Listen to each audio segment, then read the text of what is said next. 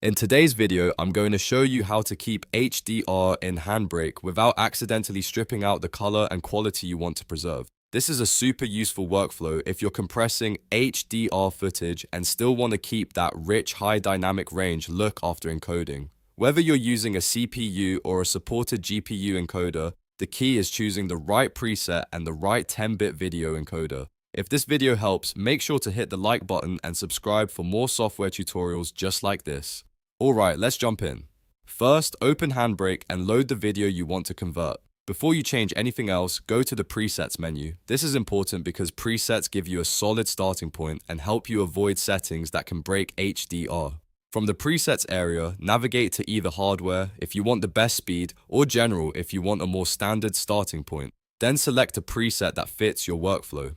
In many cases, a hardware preset is the fastest way to get things moving, especially if you're dealing with large HDR files. Once your preset is selected, move over to the Video tab. This is where the most important HDR setting comes in. You need to make sure the video encoder is set to a 10-bit version. This is a critical step because HDR content relies on higher bit depth, and choosing the wrong encoder can cause your output to lose the HDR look or shift the colors in a way you don't want. If you're using a CPU and want the highest quality option, choose H.265 10-bit using X265.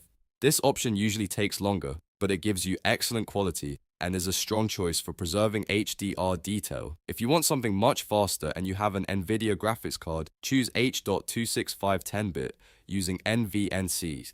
That uses your Nvidia GPU and can speed up encoding dramatically. If you're on an Intel system with supported integrated graphics, H.265 10-bit using QSV is another fast option that can help you finish your encode efficiently. The main thing to remember here is that the encoder must be 10-bit. That's what helps keep HDR content in the right format during the encode process. If you accidentally select an 8-bit encoder, you may lose the HDR characteristics you're trying to preserve, so always double check this setting before moving forward. After that, go to your destination settings and choose where you want the finished file to be saved. Pick a clear file name so you can identify the encoded version easily later. Once everything looks right, click Start Encode. HandBrake will begin processing your video using the settings you selected, and your HDR content should be preserved much more reliably through the export. That's really all there is to it. Select an HDR-friendly preset, go to the Video tab, choose a 10-bit encoder, set your destination, and start the encode.